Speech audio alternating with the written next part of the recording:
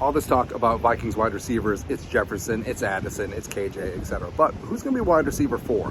Pretty legit question. And Jalen Speedy Nailor showing up and showing out at OTA number 2 because Jefferson is missing, Addison's being held out, and I do think that Jalen Speedy could be a little something in this year's offense because the Vikings are looking for that wide receiver 4, and he does add a speed and vertical dimension.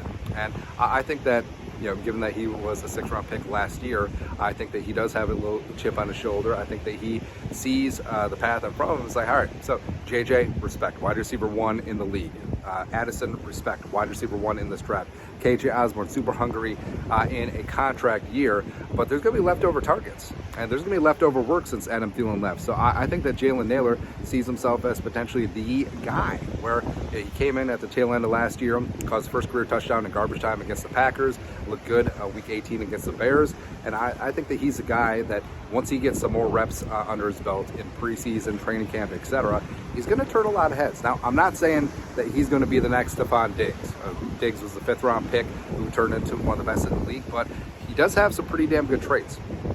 He's got sufficient speed, he's got quickness, he's a solid route runner, and he's got that determination. So I think that Jalen Nailor, even though you do have a pretty crowded wide receiver room with the aforementioned 3, then Jalen Reagor has a guaranteed 4th year on his contract. Then you do have Tristan Jackson and Blake Prohl and Blake Knowles and Derek Thomas, etc. But I think Speedy has a chance to do a little something. And at OTAs, you know, with Jefferson and Addison on the sidelines, him taking starter reps with Kirk Cousins, with the ones opposite to KJ Osborne, he impressed. He showed up and showed out. So I think the Vikings may have an embarrassment of riches at wide receiver, which is going to be pretty phenomenal. And guess what?